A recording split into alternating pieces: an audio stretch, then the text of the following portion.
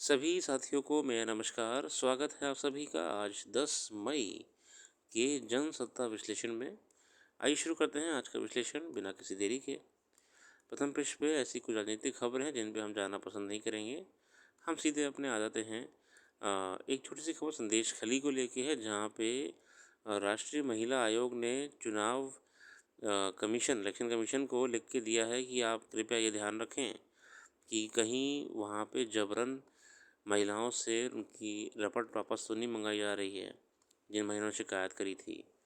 चुनाव के समय में ये महिला आयोग के पे सूचना पहुंची थी कि जो महिला पीड़ित हैं उन पर दबाव बना के उनके द्वारा की गई शिकायत को वापस करने का इंतज़ाम करा जा रहा है। अगली रपट है लेख है सॉरी मलेरिया से मुक्ति की मुश्किलें। साथियों, मलेरिया वायरस, विषाणु या बैक्टीरिया जीवाणु जनित रोग नहीं है। यह एक प्रोटोजोआ यानी परजीवी रोग है। मलेरिया परजीवी 4 जीवन चक्र से गुजरता है। संक्रामक रोगाणुओं के साथ साथ यह और विकराल रूप धारण कर लेते हैं। इस परजीवी का प्रसार संक्रमित मादा एनोफिलीज मच्छरों के काटने से होता है।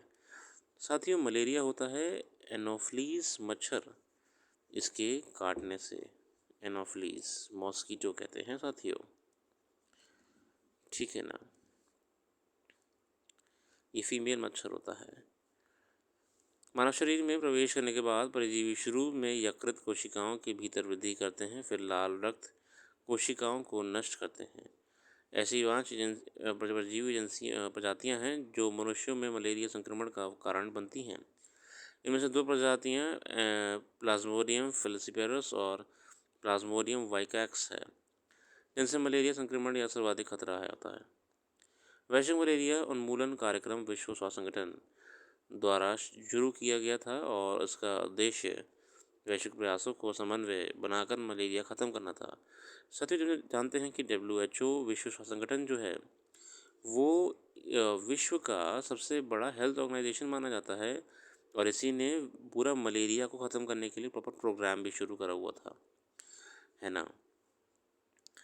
इसका लक्ष्य मलेरिया मामलों और मृत्यु दर को वर्ष 2020 तक कम से कम 40% और 25 तक 75% करना है। 2015 आधार वर्ष को लेते हुए चल रहे हैं ये लोग। देखिए, मलेरिया की समस्या सीधे तबीयत खराब हो जाना फिर मौत बन जाती है, ठीक है ना। विश्व स्वास्थ्य संगठन एवं देश की स्वास्थ्य सेवाएं इनके लिए काम कर रही हैं। बहुत अभियान चलाए जाते हैं नगर निगम द्वारा और स्वास्थ्य विभाग के द्वारा। यूरोपीय संघ के औषधि नियामक ने 2015 में यह कहते हुए इसे मंजूरी दी थी कि इसके जोखिमों की तुलना में लाभ काफ़ी अधिक हैं। ये बेसिकली हम लोग बात कर रहे हैं टीके के बारे में, है ना। और टीका एक उसके बारे में बना भी था। उसे हम RTS या R21 कहते हैं, जो मलेरिया के रोकथाम के लिए टीका बनाया गया था। उसे हम RTS और R21 के नाम से जानते हैं। इसका फॉर्मूला ऑक्सफोर्ड विश्वविद्यालय के जेनर इंस्टीट्यूट के निदेशक एंड्रियन हिल ने तैयार किया।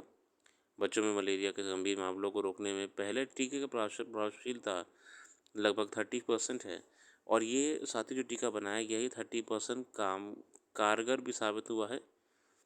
यूरोपीय संघ ने इसको ही वैलिडेट कर दिया था कि ठीक है, इसको आप इस्तेमाल कर सकते हैं, इसे आप मास प्रोडक्शन में ला के बेच सकते हैं, ठीक है ना। RTS का उद्देश्य मलेरिया मच्छर के काटने से मानव रक्त प्रवाह में इसके प्रवेश करने और यकृत कोशिकाओं को संक्रमित करने के पहले चरण से ही बचाव के लिए प्रतिरक्षा प्रणाली तैयार करना है। मगर यह परजीवी उपभेदों के खिलाफ पर्याप्त रक्षा नहीं प्रदान करता। परजीवी टीके का प्रतिरोध विकसित कर सकते हैं। टीके का प्रयोग असुविधाजनक माना गया है, क्योंकि एक बच्चे में 2 साल की उम्र से पहले 4 टीके लगते हैं, जो अधिकांश अन्य बीमारियों के लिए नियमित टीकों की तय अवधि से मेल नहीं खाते। अच्छा, ये भी कहा जा रहा है कि ऑलरेडी बच्चे की जो उम्र होती है उस हिसाब से जो नेशनल इम्यूनाइजेशन प्रोग्राम है, 4 टीके वैसे ही लग रहे हैं, उस हिसाब से एक और टीका लाना भी सेहत के लिए कहीं ना कहीं प्रभावी रहेगा। हालांकि इससे ज़्यादा इसके फ़ायदे हैं। अभी ये लगभग डेवलपमेंट स्टेज भी चल रहा है। मलेरिया के चारों जीवन चक्र बेहद बेहद अलग हैं और इसमें निपटने के लिए अलग अलग पैथोजेंस की आवश्यकता होती है, एंटीबॉडीज़ का निर्माण होता है वगैरह वगैरह। हालांकि भारत में R21 टीके की लाखों खुराक भंडार करके रखी हुई हैं। इसकी तुलना में अगर देखें तो ऑक्सफर्ड और एस्ट्राजेनेका कोरोना रोधी टीके को 20 के नए साल के पूर्व संध्या पर मंजूरी दी गई थी और झटपट अगले ही सप्ताह कई देश में इसका इस्तेमाल शुरू हो गया था। देखते हैं साथियों, मलेरिया को कैसे कम करने में सरकार प्रयास करेगी। अगला लेख है भ्रष्टाचार का रोग। इस लेख में बात करी गई है, इसमें बड़ी विडम्बना क्या होगी कि अस्पताल जैसी जगह पर लोग अपनी जिस गंभीर बीमारी का इलाज कराने, जान बचाने की भूख में जाते हैं, वहाँ उन कर्मचारियों को लेकर खुद कुछ चिकित्सक तक उनकी सेहत की कोई बार दांव पर लगा देती है। सीबीआई ने छानबीन के बाद दिल्ली के राम मनोहर लोहिया अस्पताल में चल रहे जिस भ्रष्टाचार का खुलासा किया है वो बेहद चिंताजनक है। गौरतलब है कि अस्पताल को 2 चिकित्सकों सहित 11 लोगों को गिरफ्तार किया गया है, जो एक और रिश्वत के बदले वहाँ कुछ खास कंपनियों के उत्पाद के कारोबार को बढ़ावा दे रहे थे। वहीं मरीजों पर भर्ती होने के लिए पैसे भी लिए जाते थे। अंदाज़ा इससे लगा सकता है कि खबरों के मुताबिक किसी गर्भवती के परिजन जब तक रिश्वत की रकम नहीं चुकाते हैं तब तक उन्हें वार्ड में जगह नहीं दी जाती है। दुखद है साथियों ये खबर। हैरानी की बात यह है कि देश की राजधानी में सबसे अहम मानने जाने वाले अस्पताल में ऐसी घटनाएं हो रही हैं। ये छिपा नहीं है कि कई बार मरीजों को कुछ डॉक्टर गैर ज़रूरी दवाएं लाने के लिए सलाह भी देते हैं। दवा या चिकित्सा उपकरणों के कारोबार को बढ़ावा देने के लिए उनको फ़ायदा दिया जाता है। दुखद है साथियों, मेडिकल साइंस जैसे पवित्र फील्ड में अगर इस हद तक डॉक्टर गिर जाएंगे तो सम्मान ही ख़त्म हो जाएगा। बाकी देखिए, व्यापार तो हर क्षेत्र में होता है, मगर कुछ क्षेत्र ऐसे होते हैं जिनको ईमानदारी से ही कार्य करना चाहिए। अगला लेख है लापरवाही की आग। ये उत्तराखंड के जंगलों में लग रही आग को लेके आप इसका अध्ययन खुद कर लीजिएगा, मैंने बाकी हाईलाइट कर दिया है आपके लिए।